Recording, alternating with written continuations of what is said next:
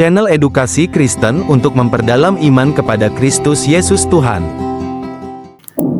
Salam saudara yang terkasih di dalam nama Tuhan Yesus, Allah kita yang ajaib. Kembali kita bertemu dalam channel beriman dengan logika sehat. Channel yang secara khusus diperuntukkan bagi kalangan orang Kristen.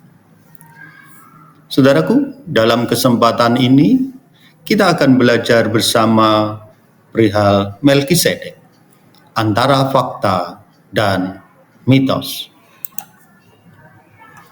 Kajian menarik dari kitab Kejadian pasal 14 ayat 18 sampai 20 tentang historitas Melkisedek sebagai Raja Salem dan historitas Melkisedek sebagai Imam Allah yang Maha Tinggi.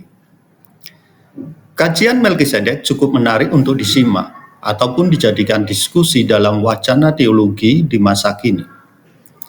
Sosok Melkisedek yang terdapat dalam Kejadian pasal 14 ayat 18 sampai 20 memicu perdebatan antara fakta historis dan mitos melalui interpretasi teologis, sastra dan budaya yang berkembang pada waktu itu. Untuk itu, saudara, supaya saudara memahami secara jelas siapakah sebenarnya Melkisedek dalam hal ini.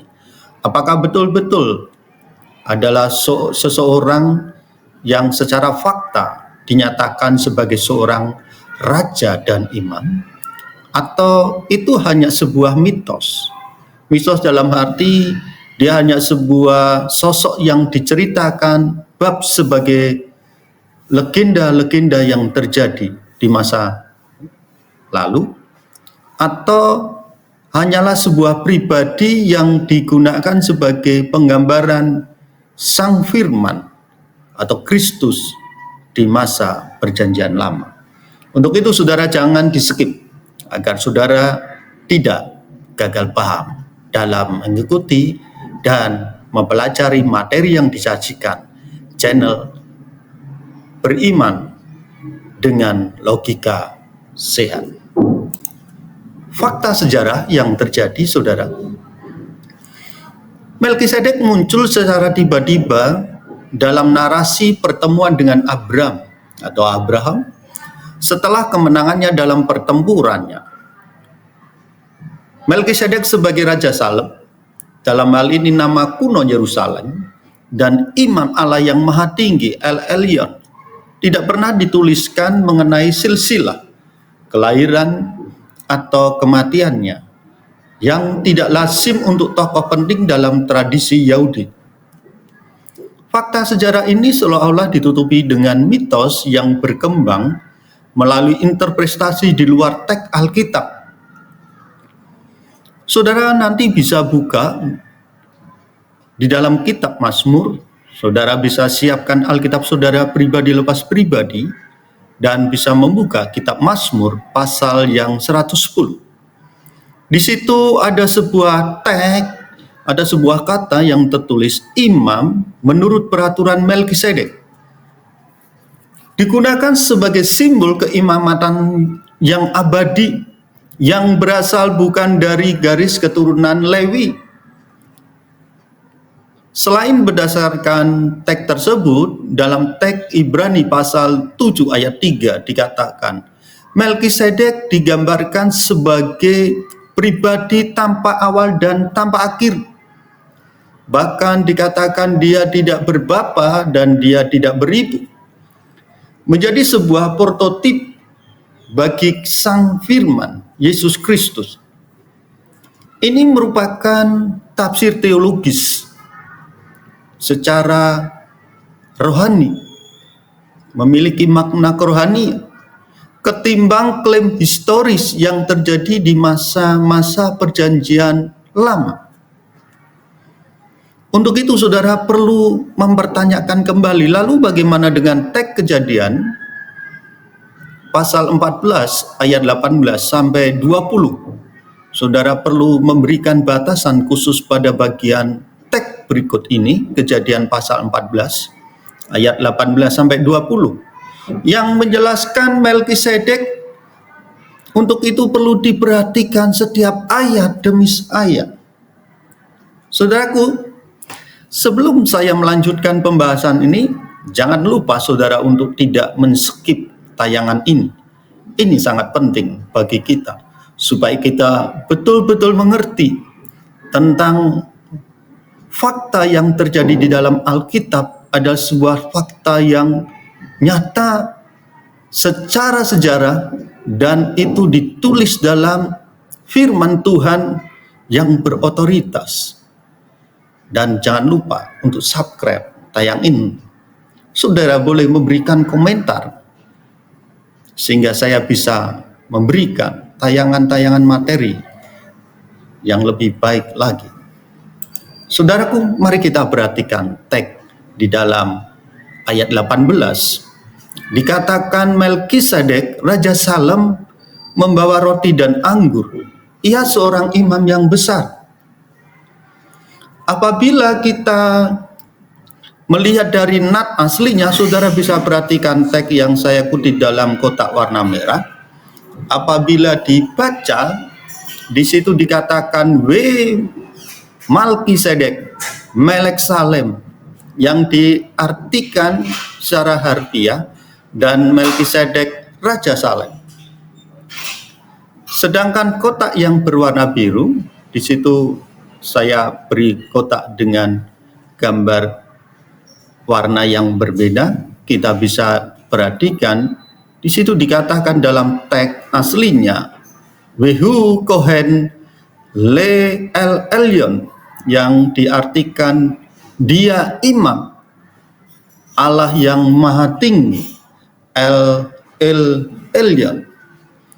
Kedatangan Melkisedek ke Abram yang telah mencapai kemenangan dalam pertempuran menandakan bahwa Abram beribadah kepada Allah yang sama dengan Melkisedek. Selain itu, saudara, dalam setiap ritual ibadah yang dilakukan oleh Abram dipimpin oleh seorang imam yang bernama Melkisedek. Saudaraku, selain sebagai imam, Melkisedek adalah Raja Salem, satu pribadi dengan dua atribut. Hal ini hanya ada pada diri Mesias, Raja Mesias.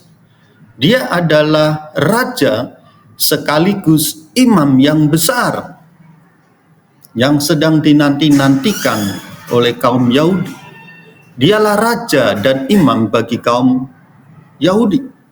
Dan itu digenapi dalam pribadi Sang Firman, Kristus Yesus Tuhan kita. Namun benarkah demikian? Apakah Melkisedek itu adalah Kristus di masa Perjanjian Lama? Baik, saudaraku, berikutnya yang perlu kita perhatikan, Melkisedek di antara fakta dan mitos. Ungkapan El Elyon menunjukkan pada Allah yang maha tinggi, digunakan untuk menjelaskan nama Tuhan. Selain itu diartikan penguasa dari para raja dan para malaikat. Itulah El Elyon. Seorang rabi Yahudi, ahli tafsir Perjanjian Lama, yaitu Rabban, salah satu komentator penafsir kitab Tanakh, berpendapat secara historis di antara kaum bangsa terdapat imam yang melayani. Melkisedek adalah imam yang melayani Allah yang maha tinggi, yaitu Allah yang maha perkasa, yang maha kuasa atas segalanya, yang dipahami dalam pemikiran atau pemahaman Abram. Ia adalah Allah yang kekal, Allah yang kuasa, Allah El Shaddai. Melkisedek pertama kali memberkati Abram dikarenakan Abram yang menawarkan pertolongan bagi orang-orang yang tertindas pada waktu itu. Ini artinya Tuhanlah yang memberkati Abram sehingga Abraham dimampukan dapat mengalahkan para musuhnya. Lalu sebenarnya siapakah Melkisedek? Apakah Melkisedek benar-benar nyata keberadaannya? Atau hanya pribadi yang berhubungan dengan cerita legenda atau cerita mitos yang berkembang di kalangan kaum Yahudi? Ataukah Melkisedek adalah penampakan diri Kristus di masa Perjanjian Lama? Mari saudara, kita masih tetap ada di sini dalam channel Beriman dengan Logika Sehat. Saudaraku, fakta tentang Melkisedek perlu kita bahas. Farse yang mengatakan We Melkisedek Melek Salem dalam kotak merah diartikan Melkisedek Raja Salem. Melkisedek dalam kemunculan pertamanya disebutkan memiliki kedudukan Raja Salem dan Imam Allah Maha Tinggi. Saudaraku, sebagian besar para komentator Yahudi mengkonfirmasi kota Salem adalah nama kota kuno Yerusalem.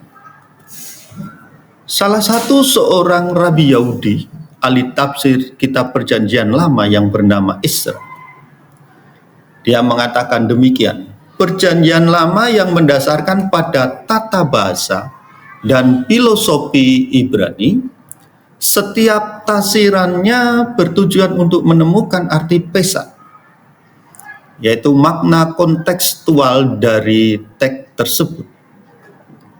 Mengatakan Salem adalah Yerusalem, di mana di sanalah kemah atau baitnya yang kudus didirikan, dan tempat kediamannya di Sion.